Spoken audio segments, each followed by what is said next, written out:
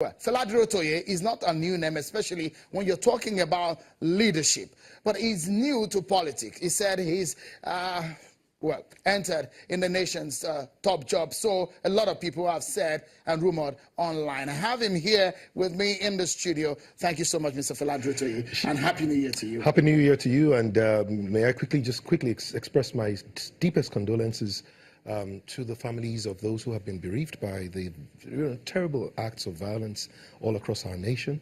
Our hearts, as a nation, our hearts and prayers should go to everyone who has been bereaved. And I do pray that, as we have always done as a nation, we gather and rally round those who have been bereaved. And Nigerians, we learn how to support ourselves. So please, if anyone is listening now, please, find a way to support the families of those whom we've experienced the bereavement. Let's start the conversation tonight, because I know one thing, your forte is leadership training, and you're one person I've heard speak about what this nation needs to move to the next level. What exactly is the problem of this country? A lot of places that I've traveled to, you hear how much potential this nation has in mining, in oil, and nations that do not even have up to the capacity of what we have as a nation are thriving. What exactly do you think is a problem with this country? Well, let me quickly say that, nobody anywhere in the world, like you said, has ever doubted the potential of Nigeria, especially as a nation. We're a blessed country. We're a blessed country. We're blessed in natural resources, but more importantly, in human resources. We are the largest black nation in the world. And then combined with the fact that we are actually, if you look at the map of the world, Nigeria literally is right in the center of the nexus of world trade. So if you really look at it, we should be not only and do we have the capacity to be able to maximize our mining and other resources, but then we should be the logistics and production base for the world. But we have not yet seen that potential manifest. And I believe that potential is not a blessing to a nation. Potential is a call to responsibility for every generation to maximize this. This is what I believe. And the only challenge that we have found, that between potential and the reality of the greatness of any nation, is something called good governance. And good governance is very simple. It's not a hypothetical, no. It's simple.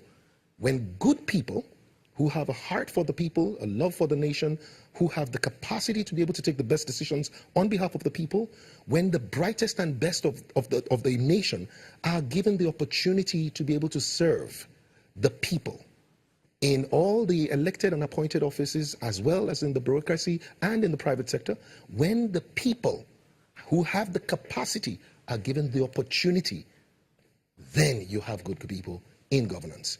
The problem with Nigeria so far is that we have not yet seen a system that produces naturally good people into governance. Really? I mean, a lot of people, so you're talking about the leadership system in Nigeria? Oh, yes. So there's a leadership system that I call selectocracy in Nigeria. What does that mean? The selectocracy is a kind of system whereby the access to positions of authority and, in some cases, power is in a sense determined by a few people who have a higher interest in themselves and their own select interest than they have in the interest of the general public. So in the political parties, for instance, I know that in most of the political parties, we have heard of times, and we have seen times when young people have tried to run for either office of local government chairman or whatever the other offices are, and then there are certain people who arrogate unto themselves the right to decide who will go as an aspirant to become a candidate. Does this not happen in other countries? No. In the United States? No, it doesn't. I mean, look at if you remember, right? And Barack Obama was not the preferred candidate of the Democratic Party. The establishment candidate was Hillary Clinton. Remember that? Mm-hmm. Remember that Donald Trump was not the preferred candidate, and you mentioned that at the beginning of the show, right? The preferred candidates were Jeb Bush, Ted Cruz, and all of these guys. But there was no Baba Oke or Baba Saleh, no godfather anywhere who had the right to tell one person, step down. That was given to the people. How did they do it? Very simple. The political parties give voting rights to the members of the party, not just delegates. They give voting rights to the members of the party, especially at the primary elections level. So basically, do you say, or are you saying that there's a breakdown in the leadership structure, or there is a leadership failure in Nigeria? Oh, well, I don't even know whether to call it a leadership failure, because what we have are not leaders, and we have not seen leaders really emerge in Nigeria. What we have are rulers, and we have to call rulers for what they are. Rulers are people who typically lord over others, believing that they are better than others, believing that they know and others don't, believing that they have certain powers that the others don't have. And typically, rulers, not leaders, tend to be able to suppress and depress the desires of people, the capacity to be able to aspire for anything and to be able to try. All right. So let us be clear, Seun. We have not seen leadership in Nigeria. Okay, we take a breather, but when we come back, Fela Durotoye here, he's coached people about what leadership could mean. But again, in 2019, what will matter? Who could be the next president of Nigeria? That's going to be one major issue that you and I will be discussing alongside with Fela Durotoye on the show. Don't go anywhere, everyone. Stay with us.